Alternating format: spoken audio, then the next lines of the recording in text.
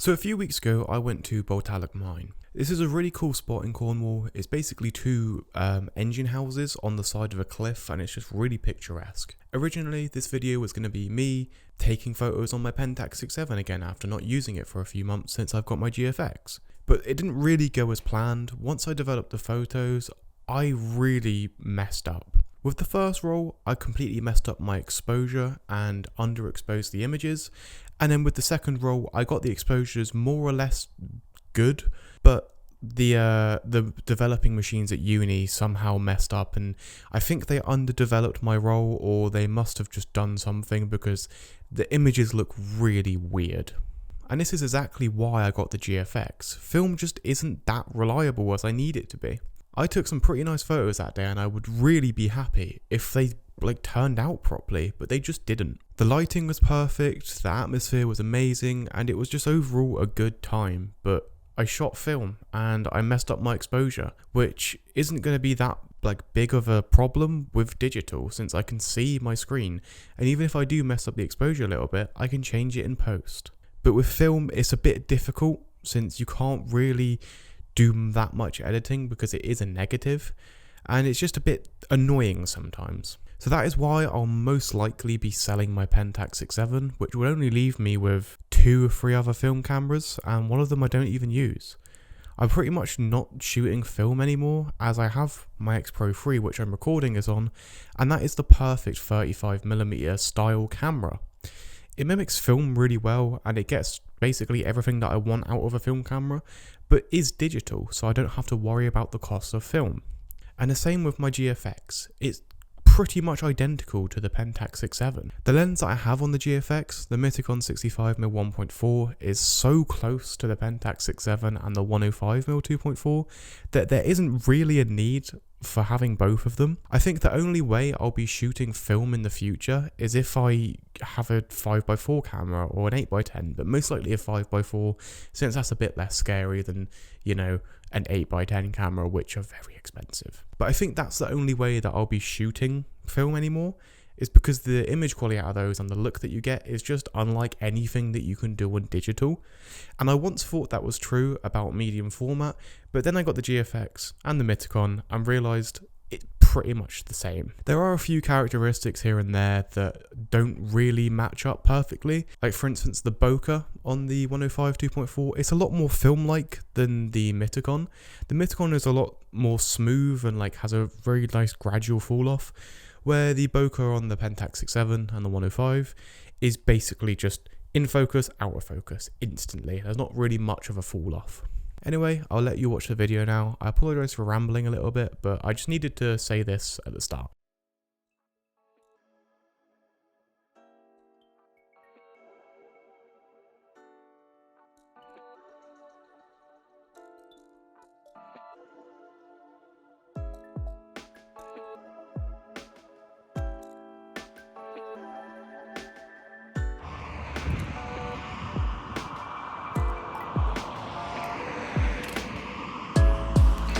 Kerklunk. Huh?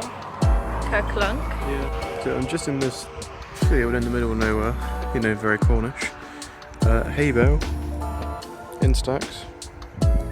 Yeah, I think I might do another composition, but that might be a keeper. Right, so we are now at Pentax Mine. I've been here once before. It's very cool. Come on, get out of the car. And I've never been here before. she's never been here before. I've only been here once before. I didn't take any photos, so actually that's a lie. I took a photo on a Mir 7 and a Leica that was owned by my teacher, and then I never saw the photos. So, but Pentax 6.7, and I got my Instax in my bag, but that's for a secret video that I'm doing over summer.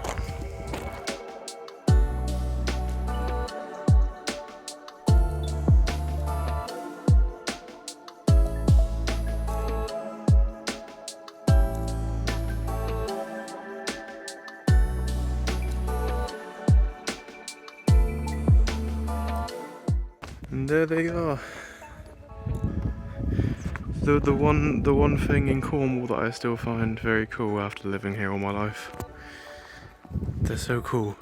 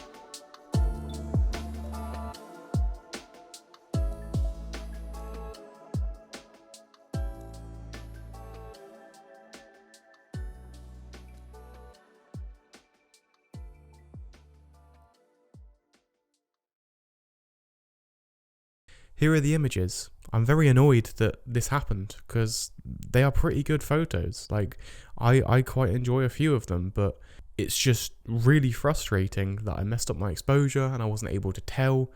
And then also the developing machines. It's just very annoying that film can be so unreliable. But the thing with film is when it hits, it really hits. Like, it's better than any digital photo ever. But it's kind of rare to get a photo that really blows your mind that much.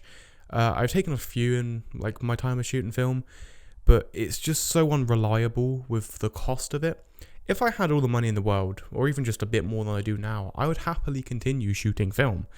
But for now, I'm going to have to stick with my GFX because I'm getting good photos out of my GFX and it's reliable. And the ones that I don't like, I don't have to worry about the cost of it. The GFX was expensive, but it was more of an investment for me since I'm not really going to need a camera again. I think the only camera that I would need now is a really good video camera, as I don't really have one. I have a Canon 80D, which is alright, but it can't do 4K, and I'd really like to shoot in 4K. This X Pro 3 can do 4K, but I can't see the screen, and it's not exactly built for video, so it's not great at it. I think the next step would probably mean getting an X-T5 or an X-T4 since they are pretty good video cameras. The X-T5 less so because of the screen, but it can still shoot 4K and it can do like great video. I think the X-T4 would be perfect for me since it's basically the same as the X Pro 3 but just a different body and more accustomed to video. Anyway, that's going to be the end for me, so I'll let previous me do the outro on a cliff. Thank you for making it to the end of the video. I thought I'd do the outro here since it is just so beautiful. Have a look around.